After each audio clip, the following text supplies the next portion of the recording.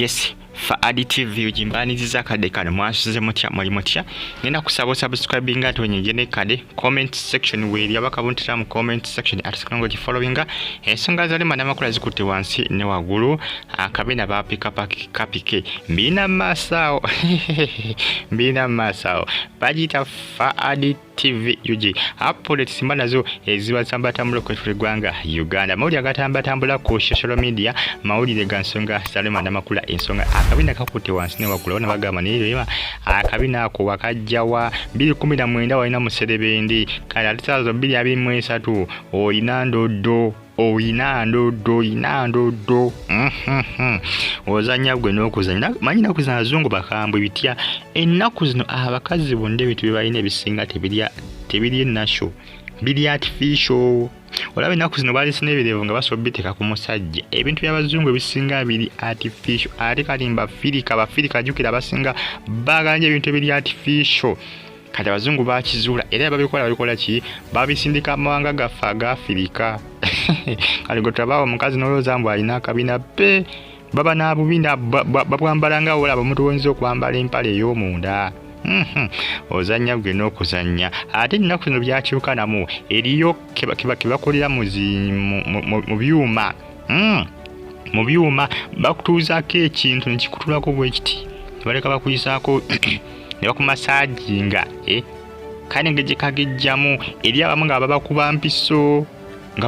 ne kagejja ebisesinga Empiso eyo olina okuddamu oluvannyuma lwa myezi ng'ebiri bakuba Empiso endala ate za bbeeyi bitya banaye abakazi beeteekamu ssente ate kisanga omukazi ng'alina ssente ze ng'ayagala Akabiina ennaku ebintu byakyukamu oba ojja kukafuna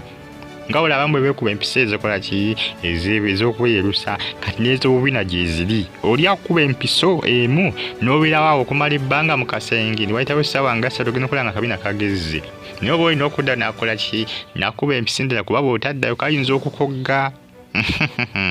naye buba bizibu gweriyo obwempika ne bubanga bbaalu ndoza mwana bakoko ku munakenya yali alaajana ku social media yagenda ate nakakete kalina ka Mpiso nno wabula ate eriyo buno bamasajinga ne oilo eriyo oilo nga bazimasajinga akunankani Akabiina nga kaziyamba kukola kyokugejja kali kempike nanga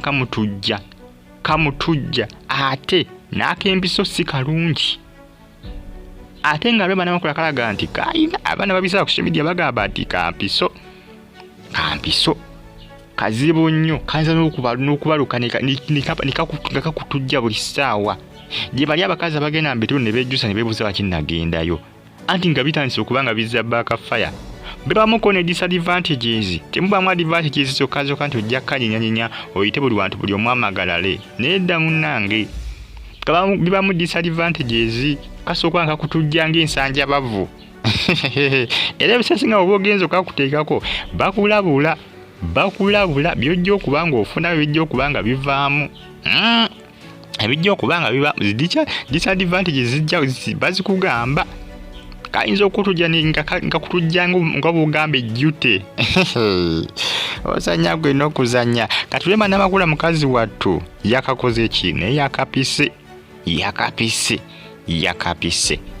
ebisesinga obubiina buno obwambala obwambazi obumu bumanyi okukyama naye buno obw'Empiso tebukyama jjukira bakuba kaba muli munda muli mubiri naye kano ak'empale okambala kuli kungulu bw'otuuka okukola kyokwebaka ng'ojambulamu empale ng'ogijjako ennaku zino abakazi tebakyayambala mpale zino eza bulijjo zino bambala mpale za bubiina nekola ng'empale ey'omunda ebintu byakyukamu ate mbafirika kati bingi mu Uganda byadde tebirimu bingi nnyo naye kati ennaku zino bingi wali mu Gatherland babutundira ddala mu Gatherland emitwalo gy'omusanvu ng'ogula era abakazi bangi abasinga kati mulowooza nti balina bubiina wapi buli artificial obwo tebuli nakyo gye bali abalina obuli nakyo n'ennaku zino bangi ababulina era wegendereza buli gw'osanga ate obusesinga obwambala obwambazi bumanyi okukyama ebisesinga lw'okweyambala nga oluusi nga gwe kennyininyini wakola ki wakyamamuko kati bw'okambala nako kakola ki nako kakyama kati ye Rema Namakuula keyayambadde nedda Rema Namakuula kana akakete yakambala kano kampiso kana Akabiina ebisesinga kanguwa speed bagambe kaba kasaba busa ogenda okuva mu gundi gye bakakubira eri mu laboratory laboratory gye ziri bakwamuna mu Uganda sinnyinzi bisinga kubeera mu ggwanga lya America bisinga Empiso ya 13 eza $, bukadde almost nga 10 buli mpiso